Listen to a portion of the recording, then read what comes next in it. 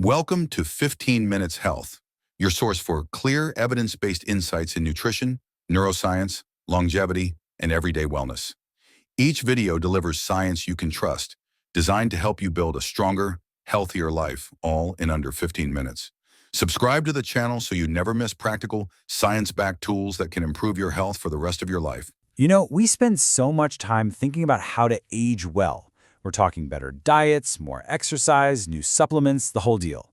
But what if the most powerful tool for protecting our brains as we get older isn't found in a pill or a gym? What if it's in a place we've almost completely overlooked? What if the real secret is just each other? Today, we're going to dive into a fascinating study that stumbled upon this powerful link between our social lives and our biological health. And trust me, the results might just change how you think about aging entirely. Okay, so to get there, we first need to understand this kind of hidden force at work inside our bodies as we age. Think of it as a silent partner to a lot of the health issues we face. It's called chronic low-grade inflammation. So what does that actually mean? Well, imagine a faucet with a slow, steady leak, right? It's not some dramatic flood that gets your attention right away. It's just this constant, unresolved drip, drip, drip, that over years silently damages the structures of your body and your brain. That's what scientists mean when they talk about a pathological feature. And they're now linking it to a whole bunch of age-related diseases. But here's the thing. Inflammation itself isn't the bad guy. Not always. In fact, we absolutely need it to survive. The key is understanding that it really has two very different faces. It's a true double-edged sword. So on one side, you've got the good kind. That's acute inflammation. Think of it as your body's emergency response team. You get a cut and bam, your immune system rushes in to fight off any germs and kick off the repair process.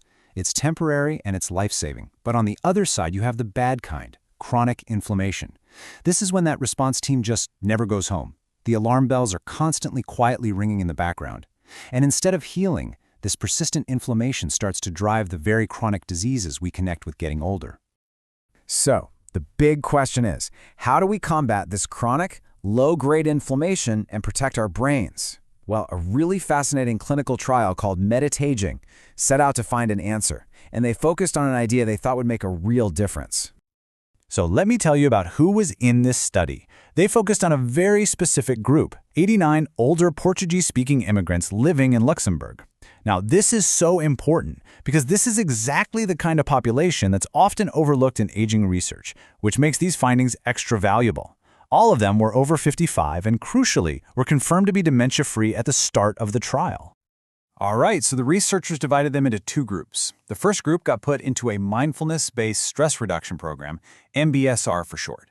This is a pretty well-known program with stuff like guided meditation and yoga, all designed to improve self-regulation. The second group, the control group, took part in a health promotion program, or HPP.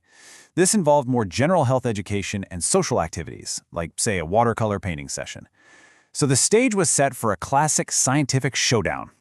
Both of these groups met once a week for about 2.5-hour sessions, and this went on for 2 months.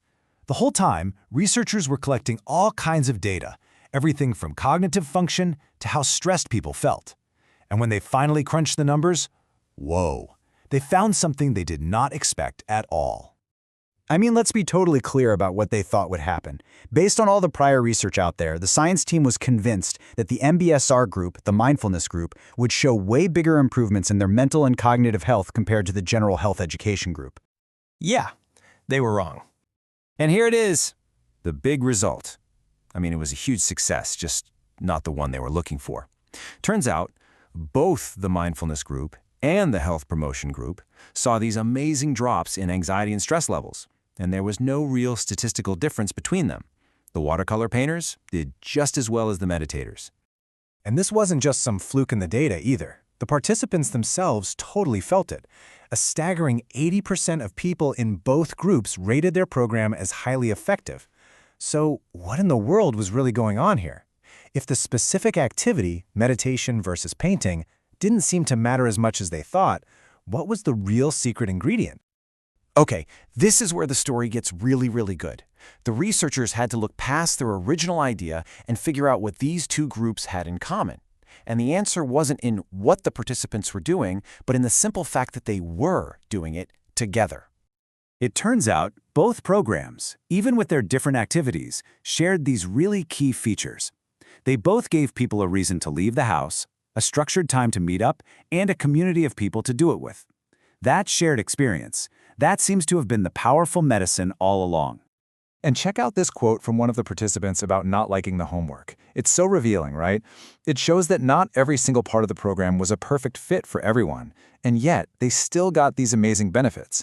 That tells us the positive results weren't just coming from doing every single task perfectly, but from something much bigger. So, what's the real prescription here?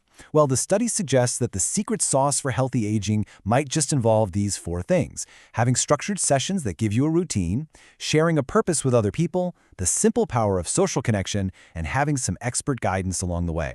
That's what both groups had, and it seems to be what drove these incredible results. So this leaves us with a really powerful final thought. We know that being socially isolated is a huge source of stress, and we know that stress is a key driver of that silent drip of chronic inflammation. In our mission to protect our brains, we so often focus on what we do alone, our diet, our solo workouts. But this study suggests that maybe the most potent prescription of all, the one that might just turn off that leaky tap for good, is one that can only be filled in the company of others. Thanks for watching 15 Minutes Health. If this video helped you, consider subscribing. Your support allows us to keep creating clear, science-backed content to help you stay healthier, stronger, and better informed. See you in the next video.